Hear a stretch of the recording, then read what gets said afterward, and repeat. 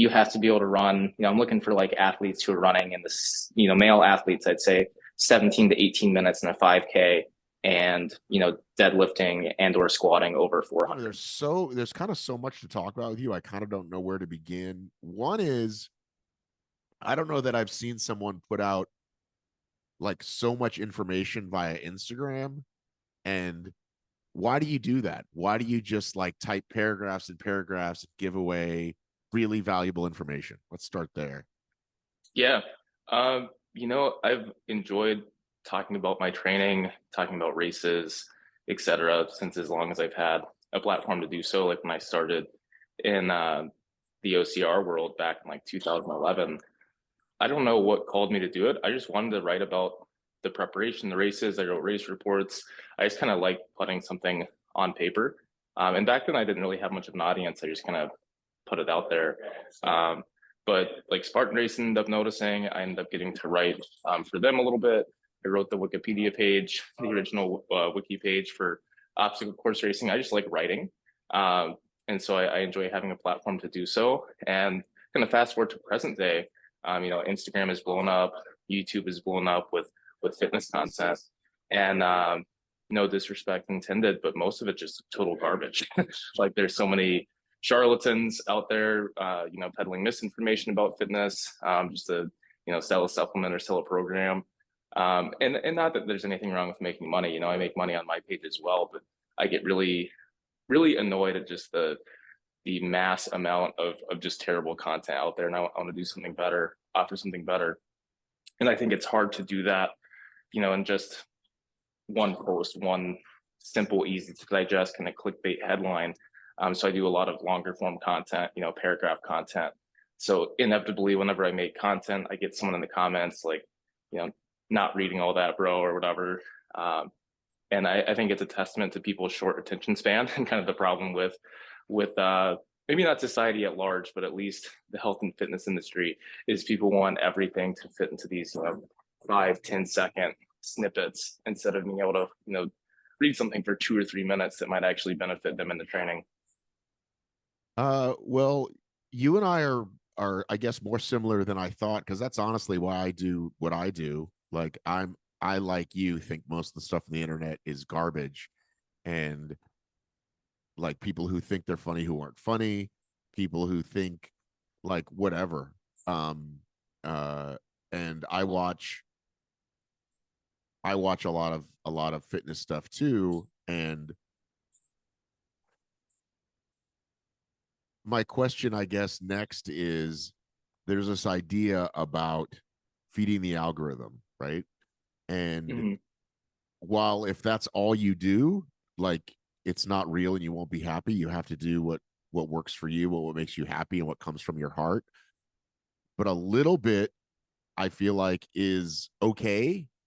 So for example, when I made this World's Toughest Mudder documentary last year, end of last year, I said, I'm gonna shoot my shot. I know we worked really hard on this, and if I call it World's Toughest 100-mile race, it will probably get more clicks than if I just call it 2022 World's Toughest Mudder.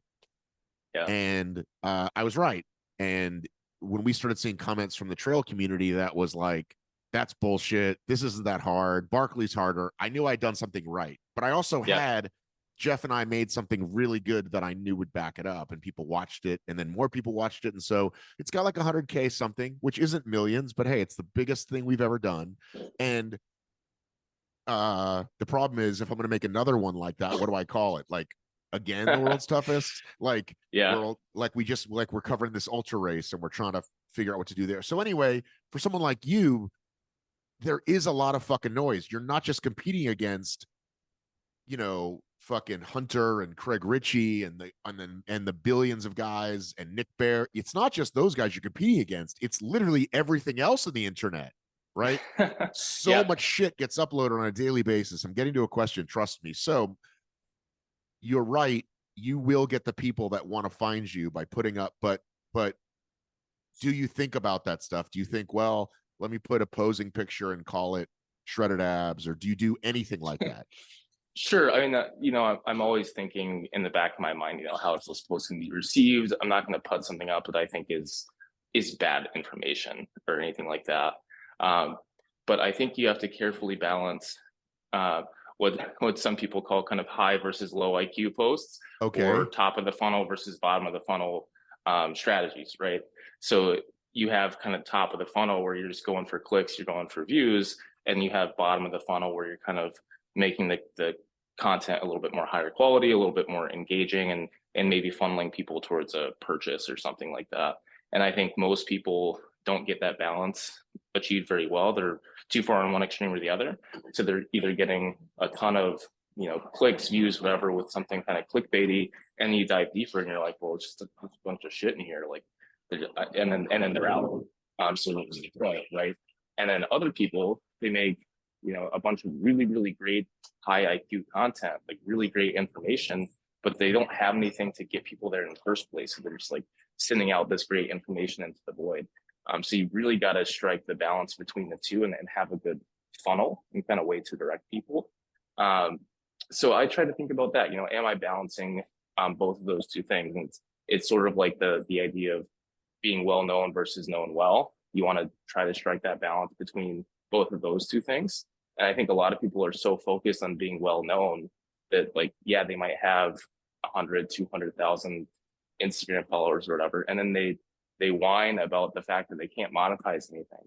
And they're like, I have 200,000 followers and my engagement sucks, and I can't sell a product. And it's like, well, because your stuff is just low IQ clickbait shit. Like, there's nothing of substance actually there. So you really have to do both. And I think a lot of new people in the industry, they're trying to kind of get their foot in the door. They see what someone like me is doing, or a lot of other that I call good creators, and they start pumping out like really good quality content. And they're like, why isn't it working? Like, well, nobody gives a shit who you are. So you can't just put out good content to the void and then whine about the algorithm. You have to have both. You have to give people a reason to care about you, and then you have to have good content on top of that. And most people just get pulled too far to one side or the other. I feel like we should have talked much sooner, Alec. I had no idea you were this insightful about this stuff. We're definitely going to talk offline about this stuff. I love it. Well, because I really like known well versus well known, and I don't want to make this all about me, but I know you know me, like I've said, obviously I know you since you're a kid and blah blah blah, but you've known me this whole time too. And when people first started coming up to me at races, right? So you and I met in 2012 and started doing obstacle races together, and people would come up and say, "Hey, I love the podcast." And they'd also say, "Hey, I love what you're doing for the sport." And I didn't think of it that way. I just thought, I want to talk to these people about this stuff, right? I was fascinated by Joe DeSena. I was fascinated by all the elite athletes. I was fascinated by obstacle racing as a sport. It was this like new life for me at age 40, right? And I just like, oh, like people, this really like gets to be like something's going on. Like I am no, because like people ask me like, oh, did you know podcasting was, it's like, no, I did not know that podcasting was going to become a thing, right? Yeah. So like, it's like they say when someone comes up to you and says something really sweet like that, it's like, thanks for what you're doing for the sport. And like that and $1 gets you like a Taco Bell meal, right? So I feel like I have had a harder time, and it took me a long time to even think about doing the slightest clickbaity thing because I was like afraid to. And I think there is this healthy balance, and I'm probably still not there, but I'm always impressed with people like you that figure out how to do that. It takes a long time, and it certainly took me a long time to kind of understand that balance, because I think for a long time I was on just the kind of bottom of the funnel bias of making good content, but it wasn't going anywhere. And I think a big part of it, and people always undervalue in-person relationships and like real one-on-one connection, right? So if you're just getting started on Instagram, for example, and you're like, I'm going to start from scratch on Instagram, but you don't actually know anybody for real. You don't talk to anybody for real. You don't DM people back and forth one-on-one. It's really hard to get people to care. And so if you have that as a foundation, if you have actual like real human being individuals who care about you, who like your content, that you talk with directly, they are so much more likely to like and comment and share and engage with your stuff and share your stuff, recommend you to others. And that's really the foundation of becoming well known in the first place. And I think people just skip over that. They'll just put the content out there and be like, love me, whatever. And it's like, no one knows who you are. And it starts on the individual level. I still have people, I put out a post yesterday and I got people commenting about how they've been following me since the OCR days, or they met me at a race back in 2013 or whatever. And like those people continue to drive my page today. And if I hadn't been at races meeting people, if I hadn't been talking to people, like those people wouldn't be there. And it's still an extremely important part of my page, my business, my income. Here we are 11, 12 years later, almost 15 years later from when I got started in the industry. And those relationships that I made with real people 15 years ago still kind of fuel things today. When did you start working with CHP, Complete Human Performance? I think that was 2014. My date's gonna be a little bit fuzzy, but I think it was 2014. And how did that all come about? And what is your current relationship? Yeah, so I've been talking about relationships for a little bit, but it was the same kind of deal. So I've been becoming more well known in that particular industry, obstacle course racing, through Spartan Race and whatnot. Been podiuming at a lot of races, was on the Spartan Pro team, and I was documenting that journey. So I was writing a lot about, race reports, race strategy, training strategy, that kind of thing. Not anywhere on the scale that I am today, but people liked it. And I was becoming known at races. People would come up and be like, hey, I like your stuff. I read about how you train for this. I thought it was cool, whatever. And I had a conversation like that with Elise Figalski, who I shared a podium with at the New Jersey Spartan race in 2013, 2014 or something like that. So I shared a podium with Elise and we were talking, and I had no idea that she at the time was involved with Complete Human Performance, but I guess that interaction, the relationship that we made there kind of got back to Alex at CHP. So he kind of was aware of who I was. And then later on, I ended up to try to just learn more. I took Alex's first educational course. So learning how to be a hybrid athlete from the GOAT himself. I'd say one of the grandfather of hybrid training. And as part of that course, you had to write sample programs and that kind of thing. And, I aced the test. Apparently they liked the programs I put together back then. And, kind of knowing who I was through release and then my performance in the course, Alex was like, hey, we see OCR as kind of a growing industry. We think we should have a coach on staff with some OCR background. Would you like to come on board and work with some obstacle course athletes? Because they had been getting more people coming to Complete Human Performance saying, hey, I want to train for a Spartan race or whatever. So it's like, yeah, that sounds awesome. So, I started doing that, primarily working with just OCR athletes.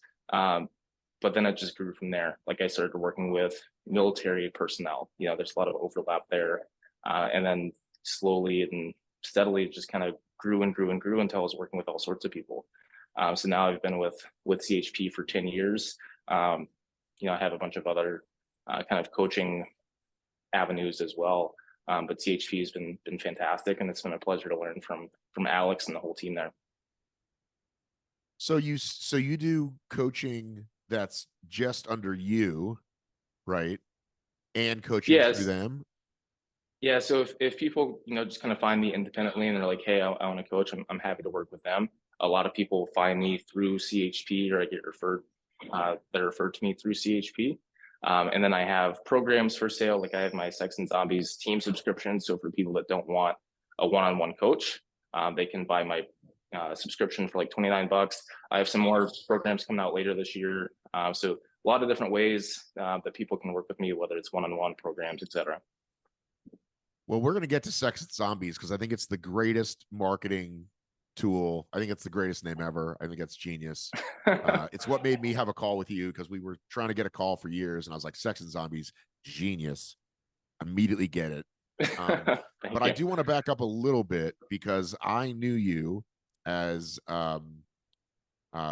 Georgia Tech student, and you got a degree.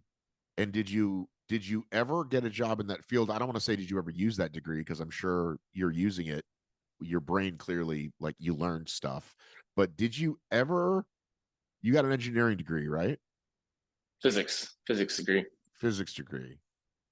And then, so I don't know how you've made a living for the last decade. Obviously, now you're coaching, but I know you were Yeah. just like, you and your wife are like living in Hawaii, living the dream. Like, that's kind of what I see in your posts. So, what the hell have you been doing? Like, what'd you start doing in Yeah. 2015 or 14 when you graduated?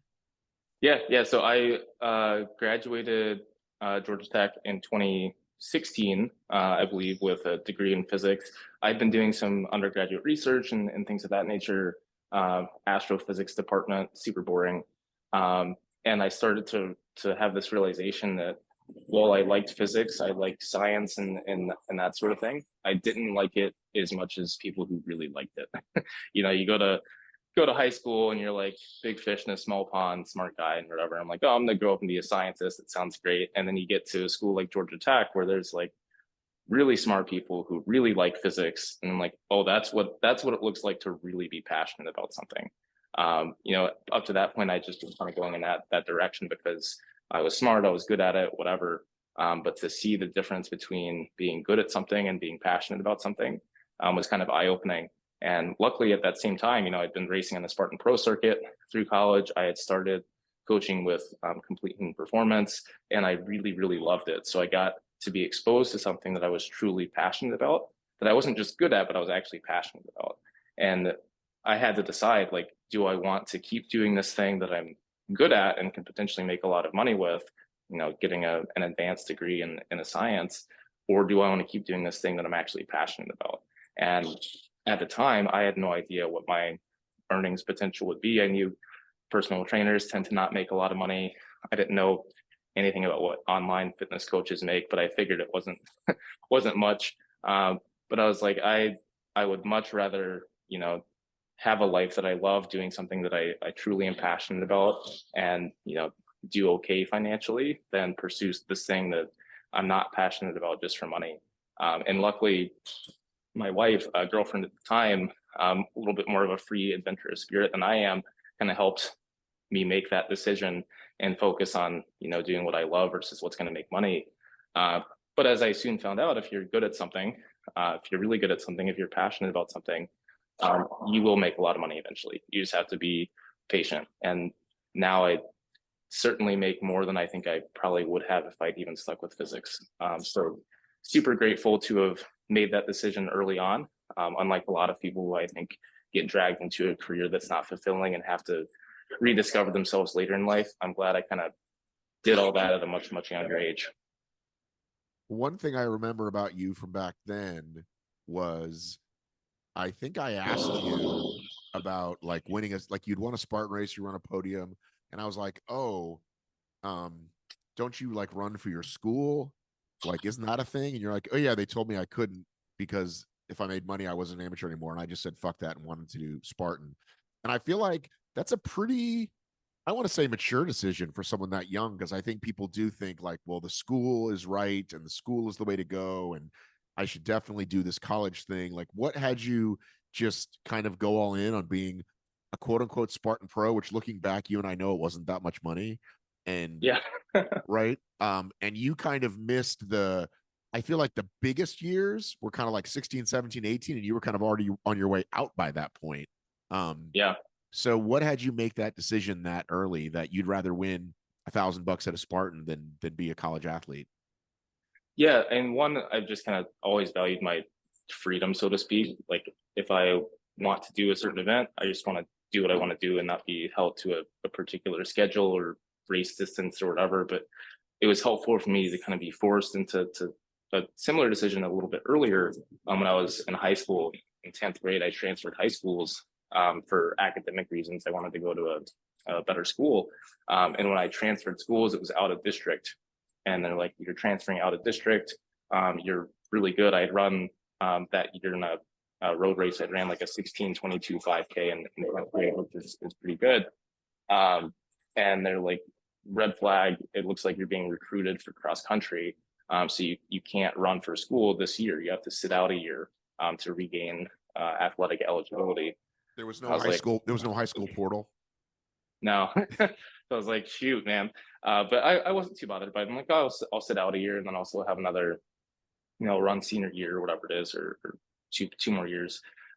So while I was sitting out, I'm like, I want to look for races to do. I want to look for things to do, and that's how I came across Spartan race. I did my first Spartan just as like a fun thing to do when I couldn't run for school that year, and it was the most fun I'd ever had in my life. It was April 30th, 2011, Georgia Spartan Sprint, and it was like the greatest thing ever. So I was like, this is so much more fun than anything I ever did in school. I just want to keep doing this. And uh, my family had done it. Like I think both my mom and my dad, at least my dad, I don't know if my mom did that first one with us. Um, but we all loved it. Me and my dad loved it. We're like, we got to do more of these. So we started looking at the calendar. We found one in South Carolina. So we did like a Carolina one a few months later, and then the third one was the Vermont Beast, the first ever Killington Spartan race in I think August of 2011. And that one, the first two were fun. Georgia was fun. South Carolina was fun. But anyone who's raced in Killington knows that it's something special, especially the first ever Killington Spartan Beast. No one really knew what to expect going into that one. And so the Blenis trio, me, my dad, and my grandpa, we all did the first ever Killington Spartan. And it was honestly life changing. Like, we came home and we're like on a whole different life path, different life journey. Like I had liked fitness before, but from that moment forward, I was like, I'm going all in. It's the greatest thing ever. So April of 2011 was kind of the beginning, but post Killington, it was all about the Spartan life from that point forward. Yeah, so that's where I met you. I specifically, I know I've told this story before, but it's been a while. So I did my first, so I did Warrior Dash in May of 2010, which I just looked at your athlinks. You did that one as well. That was Mm, technically my first obstacle race, right? But I jumped the fire. We were done. It was fun. I drove home. There was yeah, nothing life altering about it. yeah. I do a Tough Mudder in February of 2012, right? And that did change my life because it was freezing and it was 10 miles and I did all these things I'd never done before. Spartan was a month later. And so somewhere around there, I started looking for content and for people. It's hard to understand this, but Instagram wasn't nearly as thing like it is now. There's nobody's putting out content except like Amelia put out a little, Margaret put out a little, right? Spartan has a Hmm. little, Spartan has weird death race content. But I knew who you were because you were like in these videos, I guess. So then my friend was running the Sweetwater 50K and he wanted me to run with him for the last 12, 13 miles. And we passed you on an out and back. And in my mind, I was like, I think that was that guy, Alec, but it happened so quick that Hmm. I didn't. But I think I might have DM'd you after that. Do you remember? The my earliest memory of you, and I know I had met you before. Otherwise, you would not have let me drive your car to Florida. Um, but if I try to, oh yeah, I remember training you at Georgia Tech. But one of my earliest memories of you, and I don't remember which came first, was driving to the Superhero Scramble in Waldo, Florida. And you're like, you drive. I'm like, I just got my driver's license, and you're like, I don't care. So I ended up like driving your car to Waldo, Florida for the Superhero Scramble. And that's one of my first memories of you. So was I just lazy? Was I wanted to sleep? Yeah, that sounds about right. Yeah. So it was, if I can remember this correctly, I want to say it was me, you, and Andy, maybe, but I feel like there was at least two cars. Did your dad ride with us? Did he drive separately? Yeah, yeah, I think at some point I drove, he drove. Yeah. I think that's so funny, but that sounds like me. Because I remember you guys Yeah. pulling up in my driveway, and honestly, I think it was like I was a little starstruck to be honest, because it was you and Andy, and you guys had been in these Spartan videos, and I was like, oh, cool, I'm traveling with these guys.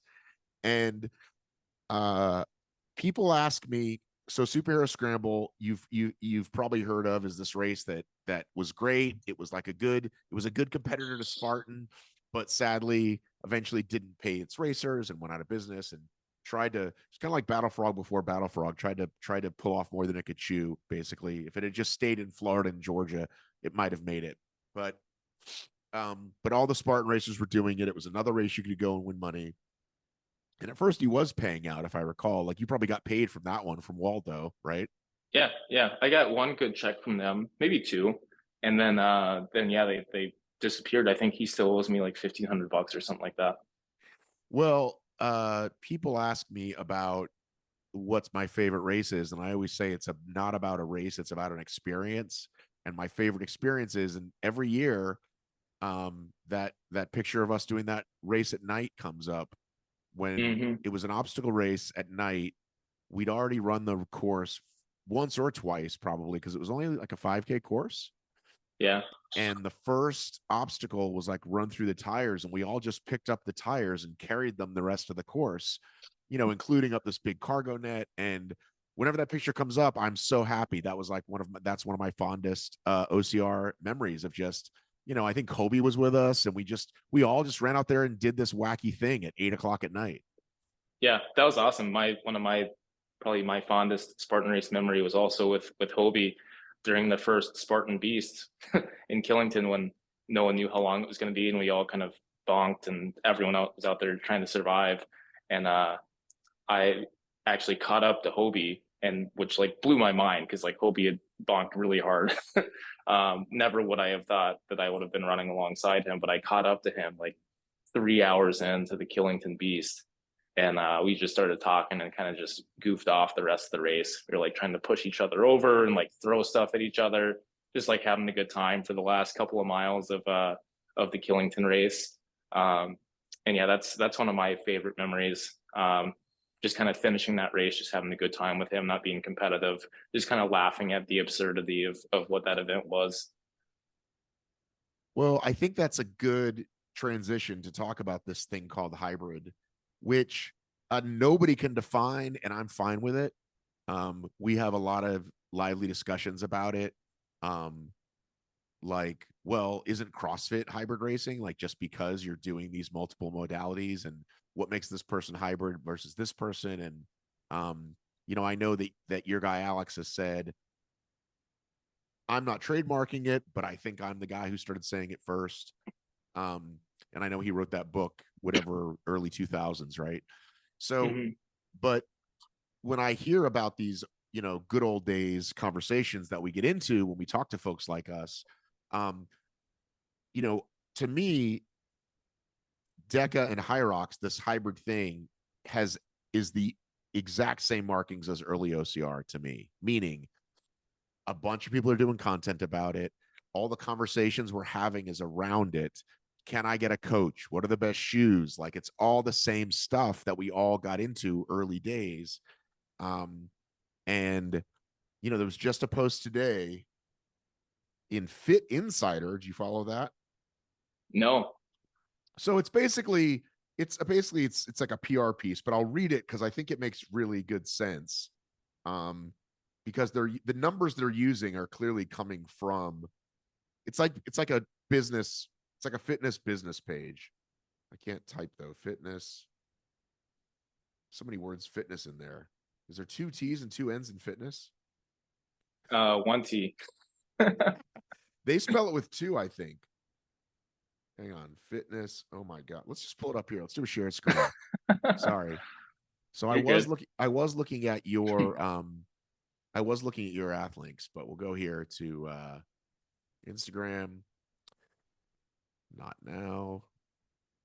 It still blows me away. Like it almost feels like a different lifetime now thinking about my athlinks, because I raced so frequently. I Yes. accumulated, I think I did 250, I probably have 250 results in my athlinks, and most of those came from like a 6 year period. It was just absurd. Yeah, I did 40, I think 42 races one year. And that included one when I did 8 races in a weekend, which I'm still very proud of. That's Um, amazing. yeah, a lot of driving. So this is the post about HYROX. And this is what's like their numbers. I think these are exaggerated, but it says 23, 24, 175,000 participants across 65 events in 17 countries. 2027, 170 global events reaching 1 million participants. Now that's a stretch, but Yeah. um, here's the business, and this is what it's all about to me. While runners have 5Ks and marathons, gym goers don't have a fun social competitive outlet. Filling a void, HYROX has multiple revenue streams: events, sponsorships, gym affiliates, apparel, equipment.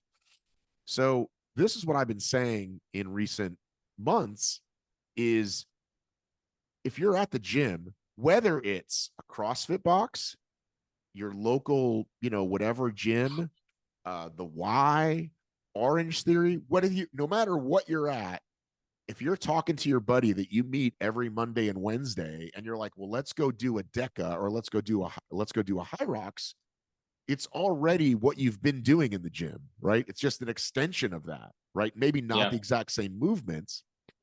So there's a 1-to-1 ratio versus if you and I are going to the gym every day and I go, you want to do the Virginia Super with me? What's that? Well, we'll be in the woods. It's a mountain. Yeah. It's obstacles. It doesn't even match. Now, Yeah. clearly people went from the gym to OCR, but it's not a match the way hybrid is. And to me, part of me is like, well, what fucking took people so long to figure this out? Yeah. There was a couple of these parking lot competitions, we'll call them. CMC had kind of a weird version. The Metro Dash, you probably did that one. But for some reason, nobody did what HYROX and DEKA are doing is, what if we just do a fitness competition that's not CrossFit? Yeah. Well, it seems so obvious when you say it out loud. But I think that where some of the OCR companies have gone wrong, like, your Battle Frogs, your Superhero Scrambles, and why it's been tough for those companies to stay alive and make money, is they take a sport that just by its very nature is a niche sport. Like, I don't care how much marketing money you put into it, you're only going to convince so many people to go roll around in the mud in the woods for a couple hours. It is a small demographic that you're catering to, and it has this kind of backyard feel. Like, especially early OCR days, it was a very small community. We kind of all knew each other. We were a bunch of weirdos, and I think that was perfect. I mean, that's what going out in the woods and doing obstacles and stuff is all about. So I think if they had stuck to their roots a little bit more and just kind of leaned into that aspect of it, and made it a smaller demographic, and then expanded with a HYROX like fitness competition for the masses versus, hey, let's try to get obstacle racing on TV. Like, it's just not, no one's going to watch people roll around in the mud and woods. You got to just split it up, and have something for the masses and have something for the weirdos. So I think a lot of those OCR companies just tried way too hard to get something very, very niche, get to give it mass appeal. But HYROX, I think, fills it perfectly. At my gym, for example, we have a huge group fitness. We have a lot of group fitness members, I suppose. And we had a group of like 30 people all go to the last Chicago HYROX, which there's no chance that we could have gotten that many people from my gym to go do a Spartan or a Tough Mudder or anything like that. Well, I mean, certainly gyms did do that, but they did it once, right? Yeah. That was fun. Do you want to do it again? Not really. I kind of hate running, right? Yep. So, and I've been keeping track. I just put out a post yesterday about this the SoCal event that's been happening every year in Northern California. It's basically the first Spartan of the year. And in 20 where'd it go? 2018, they did 2 weekends back to back, right? Mm-hmm. It was the 17th and the 24th. They had 16,000 finishers, which means they probably had over 20,000 sign up. So I can kind of understand it that like money is just falling out of your ears. You can't believe it, right? Yeah. This many people want to do this event, that we could have 2 weekends back to back in New Jersey, 2 weekends back to back in California. And so the idea of, well, let's do 60 events, right? And so that's kind of where they went wrong, is they start to cannibalize themselves in different markets, and people are doing it less and less. Obviously, COVID, was 0 events, but in some ways it gave a reset, because I think the numbers were going down and now they have a chance to go back up because we kind of started over with COVID. But again, I feel like, so if I was Joe, and he won't do this, I see HYROX crushing it, I would double down on DEKA. Like, let's take Mm. some of the money we're putting towards OCR and put it towards DEKA, which is like, hybrid is clearly the future. Like, you're an idiot if you Yeah, don't see that, right? yeah. OCR is either flat or declining. Hybrid is, the arrow is straight up. So that's what I Yeah, would do if I were him. What do you think? I think that that is a great idea. Because like you said, in regards to the groups, the Spartans is something that a lot of people do once. Yeah, there was the crazies like us that would like go travel around the country and do them every weekend and that kind of thing. But that's just not most people. It's this like novelty thing. They're like, oh yeah, I did one of those like one time, and they kind of check it off their list.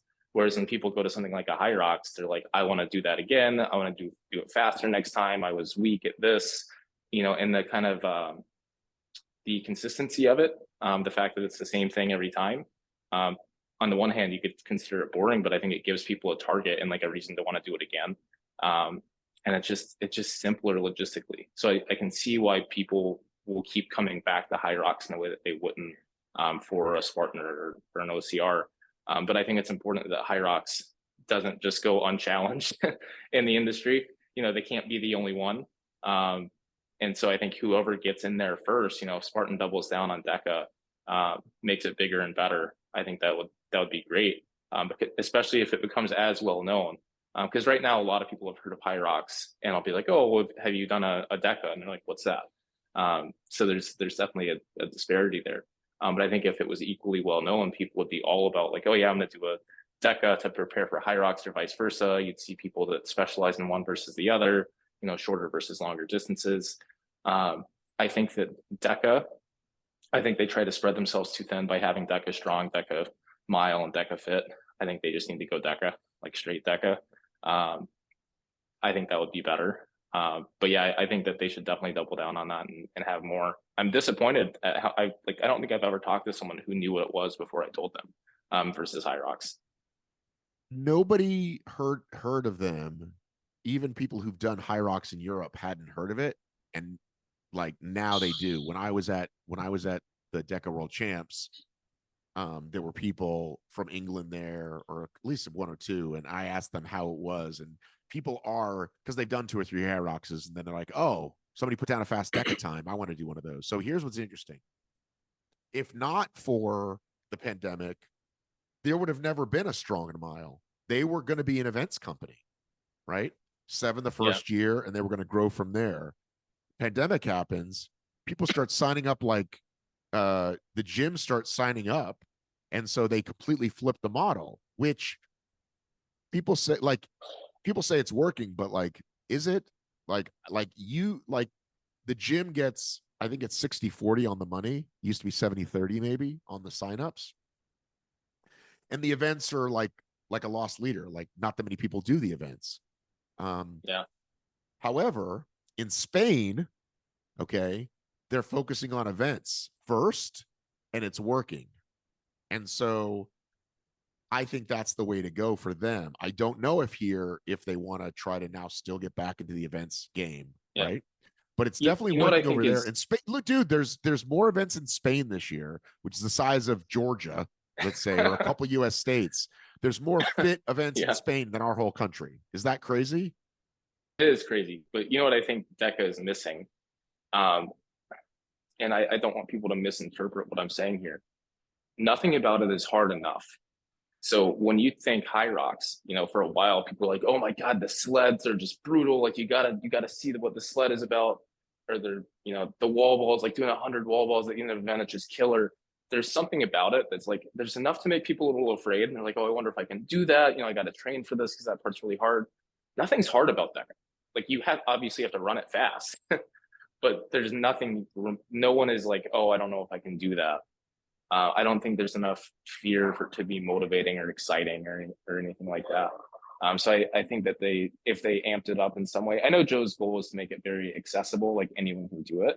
But I think HYROX has gotten that balance just right of where it's like it's very accessible, but it's just hard enough that people are like they want to train for it. It's kind of like the allure of the half marathon. Like the half marathon is a very popular distance because anyone knows they can run a 5K or 10K, but they're like, oh, a half marathon, that's going to be a good challenge, and then marathon's too much.